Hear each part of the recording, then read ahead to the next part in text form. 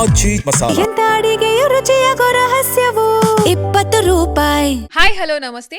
G Kannada ನ್ಯೂಸ್ಗೆ ಸ್ವಾಗತ. ನಾನು ಯಶೋಧ ಪೂಜಾರಿ. ವೀಕ್ಷಕರೇ, ಹೆಣ್ಮಕ್ಳು ಎಲ್ಲ ಇದರಲ್ಲೂ ಕೂಡ ಒಂಥರ ಮುಂದಿರ್ತಾರೆ. ಯಾವತ್ತು ಯಾವ ರಂಗದಲ್ಲೂ ಕೂಡ ಕಮ್ಮಿ ಇಲ್ಲ ಅನ್ನೋ ಥರ ಇದೀಗ ನಮ್ಮ ಕನ್ನಡ ಸಿನಿಮಾ ಇಂಡಸ್ಟ್ರಿಗೆ ಕಿರುನಗೆ ಅನ್ನೋ ಒಂದು ಅದ್ಭುತ ಸಿನಿಮಾವನ್ನು ಕೊಡೋದಕ್ಕೆ ಲತಾಶ್ರೀ ಅನ್ನೋ ನಿರ್ಮಾಪಕರು ಎಂಟ್ರಿ ಕೊಟ್ಟಿದ್ದಾರೆ. ಸೊ ಅವ್ರಿಗೂ ಕೂಡ ಒಂದು ಆಸೆ. ಈಗಾಗಲೇ ಕಿರುತೆರೆಯಲ್ಲಿ ಬಹಳಷ್ಟು ಸೀರಿಯಲ್ಗಳಿಗೆ ಕೆಲಸ ಮಾಡಿ ನಿರ್ಮಾಪಕರಾಗಿ ಎಷ್ಟೋ ಜನರಿಗೆ ಅವರು ಆಸರೆಯಾಗಿದ್ದವರು ಇದೀಗ ಸಿನಿಮಾಕ್ಕೂ ಎಂಟ್ರಿ ಕೊಟ್ಟಿದ್ದಾರೆ.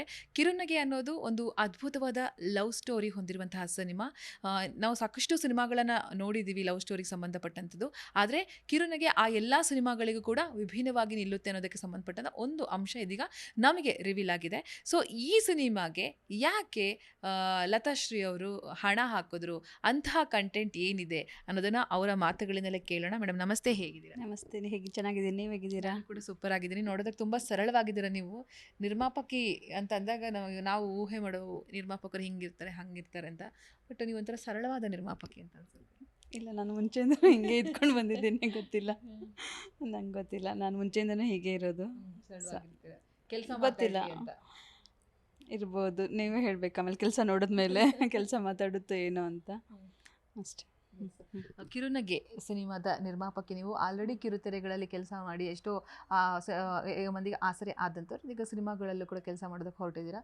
ಕಿರುತೆರೆ ಈ ಕಿರುನಗೆ ಸಿನಿಮಾ ನಿಮಗೆ ಎಷ್ಟು ಸ್ಪೆಷಲ್? ಯಾಕೆ ನೀವು ಇದಕ್ಕೆ ಬಂಡವಾಳವನ್ನು ಹೂಡಿದ್ದೀರಾ ಅಂತ ಹೇಳಿ? ಏನಂದರೆ, ಕಿರುನಗೆ ಇದು ಸಿನಿಮಾ ನನಗೆ ಯಾಕೆ ಸ್ಪೆಷಲ್ ಅಂದರೆ, ಸ್ಟೋರಿ ನಾನು ಬರೆದಿರೋದು ಇದು.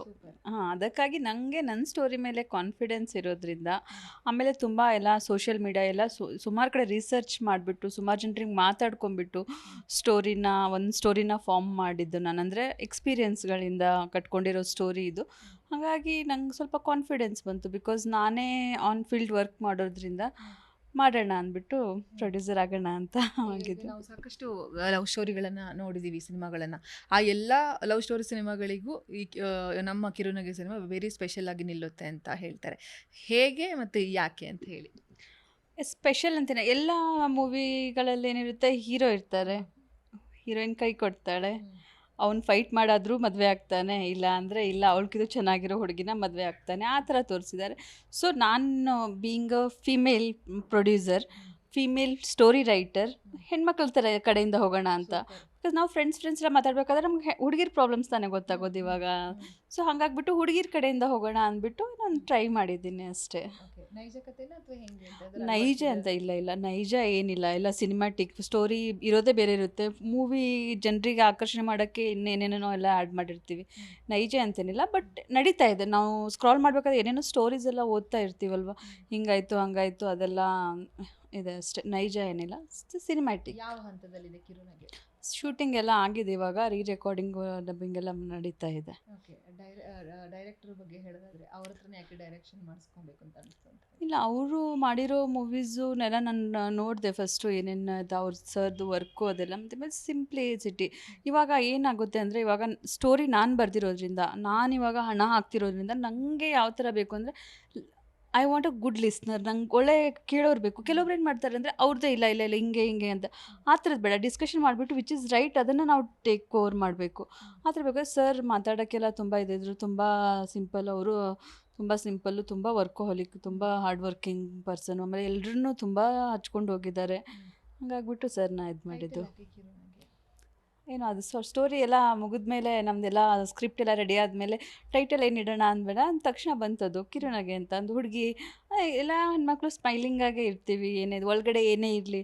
ಒಂದೊಂದು ಸಲ ಅಮ್ಮನ ಹತ್ರ ಎಷ್ಟೋ ಬೈಸ್ಕೊಂಡಿದ್ರು ಹೊರಗಡೆ ನಾವು ಗೀಟು ಹಚ್ಚಿ ಹೋಗ್ತಾ ಸ್ಮೈಲ್ ಮಾಡ್ಕೊಂಡು ಹೋಗ್ತೀವಲ್ವ, ಅದಕ್ಕೆ ಅದು ಕಿರುನಗೆ ಹಾಕೋಣ ಅಂತ. ಓಕೆ, ನಿರ್ಮಾಪಕಿ ಅಂತ ಬಂದಾಗ ಇಂಡಸ್ಟ್ರಿಯಲ್ಲಿ ತುಂಬ ಚಾಲೆಂಜಸ್ ಇದೆ, ತುಂಬ ಕಷ್ಟ ಇದೆ, ಅಷ್ಟು ಈಸಿ ಇಲ್ಲ. ಅದರಲ್ಲೂ ಹೆಣ್ಮಕ್ಳು ಬಂತು ಅಂದರೆ ಇನ್ನೂ ಕೂಡ ಕಷ್ಟನೇ. ಸೊ ನೀವು ಇಲ್ಲಿಯವರೆಗೆ ಫೇಸ್ ಮಾಡಿರುವಂಥ ಸಮಸ್ಯೆಗಳು ಏನು ಅಂತ ಹೇಳಿ?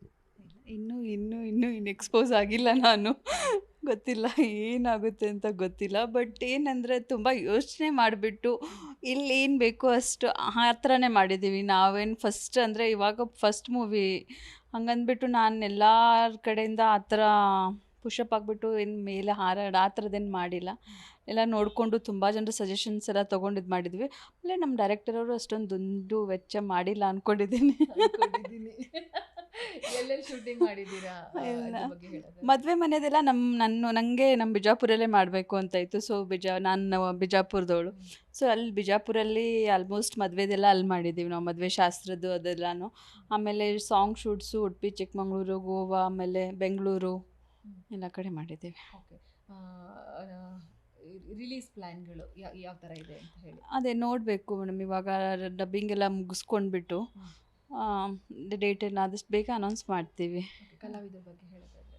ಎಲ್ಲ ಅವ್ರು ತುಂಬ ಒಳ್ಳೆ ನಮ್ಮ ಶ್ರುತಿ ಮೇಡಮ್ ಅವರು ನನ್ನ ಫಸ್ಟ್ ಮೂವಿಗೆ ಅಂದರೆ ಒಂಥರ ಇನ್ಸ್ಪಿರೇಷನ್ ಇದ್ದಾಗೆ. ನಾನು ಚಿಕ್ಕವಳಿದ್ದಾಗಿಂದನೂ ಅವ್ರ ಮೂವೀಸ್ ನೋಡ್ಕೊಂಡು one of my favourite actress ಅವರು. ಅವ್ರು ನನ್ನ ಮೂವಿಯಲ್ಲಿ ಮಾಡಿರೋದು ತುಂಬ ಖುಷಿ ಇದೆ. ಆಮೇಲೆ ರಾಜು ಕೀರ್ ಅವ್ರು ಮಾಡಿದ್ದಾರೆ. ಆಮೇಲೆ ನಮ್ಮ ಕಲಾವಿದರು ಬಂದುಬಿಟ್ಟು ವಿಜಯರಾಜು, ಮನೋಜ್ ಮಲ್ಹೋತ್ರಾ ಅವರು, ಖುಷ್ಬು, ಶ್ರೀಶಾ, ಮಂಜುನಾಥ್ ಹೆಗ್ಡೆ ಅವರು ದೊಡ್ಡ ದೊಡ್ಡ ಆರ್ಟಿಸ್ಟ್ಗಳೆಲ್ಲ ಮಾಡಿದ್ದಾರೆ. ಹೊಸೊಬ್ಬರು ತುಂಬ ಚೆನ್ನಾಗಿ ಮಾಡಿದ್ದಾರೆ. ಎಷ್ಟು ಹಾಡುಗಳಿದಾವೆ? 5 ಸಾಂಗ್ಸ್ ಇದೆ ಮೇಡಮ್. ಓಕೆ, ಬೇರೆ ಫೈಟ್ಸು ಆ ಥರ ಅಲ್ಲ, ಫೈಟ್ಸ್ ಎಲ್ಲ ಏನು ಇಟ್ಟಿಲ್ಲ ಇದರಲ್ಲಿ ನಾವು. ಜಸ್ಟ್ ಸಾಂಗ್ಸು ಚೆನ್ನಾಗಿದೆ, ಒಂಥರ ರೊಮ್ಯಾಂಟಿಕ್ ಇದೆ ಮೂವಿ, ಚೆನ್ನಾಗಿದೆ. ಓಕೆ, ಏನಾದ್ರು ಹೇಳೋದಿದ್ರೆ ಪ್ರೇಕ್ಷಕರಿಗೆ ನಿಮ್ಮ ಕಡೆಯಿಂದ?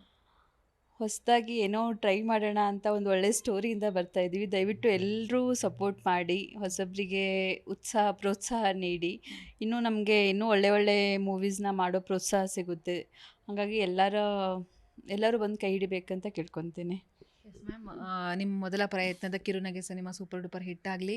ನಿಮ್ಮ ಕಡೆಯಿಂದ ಒಳ್ಳೊಳ್ಳೆ ಕತೆಗಳು, ಇನ್ನಷ್ಟು ಕತೆಗಳು ಬರಲಿ. ಆ್ಯಂಡ್ ಹೊಸ ಸಿನಿಮಾಗಳಿಗೆ ಇನ್ನಷ್ಟು ಹಣ ಹೂಡಿಕೆ ಮಾಡುವಂಥ ಶಕ್ತಿ ಆ ದೇವ್ರು ನಿಮಗೆ ಕೊಡಲಿ. ಮೊದಲನೇದಾಗಿ ಅದು ಕಿರುನಗೆ ಸಿನಿಮಾಗೆ ಆಲ್ ದಿ ಬೆಸ್ಟ್ ನಮ್ಮ ಕಡೆಯಿಂದ. Thank you so much ma'am. Thank you. ನೀವು ಫ್ರೀ ಟೈಮ್ ಮಾಡಿಕೊಂಡು ನಮ್ಮ ಜೊತೆ ಮಾತುಕತೆ ಮಾಡೋಕ್ಕೆ ಬಂದಿದ್ದೀರಾ. Thank you so much. ನಿಮ್ಮ ಸಹಕಾರ, ಸಪೋರ್ಟ್ ಇರಲಿ ನಮಗೆ. Thank you. ಎಸ್ ವೀಕ್ಷಕರು, ಇದು ನಿರ್ಮಾಪಕಿ ಲತಾ ಆಶ್ರಯವರ ಮಾತುಗಳು. ಕ್ಯಾಮ್ರಾ ಪರ್ಸನ್ ವಿನೋದ್ ಜೊತೆ ಯಶೋಧ ಪೂಜಾರಿ, ಬೆಂಗಳೂರು.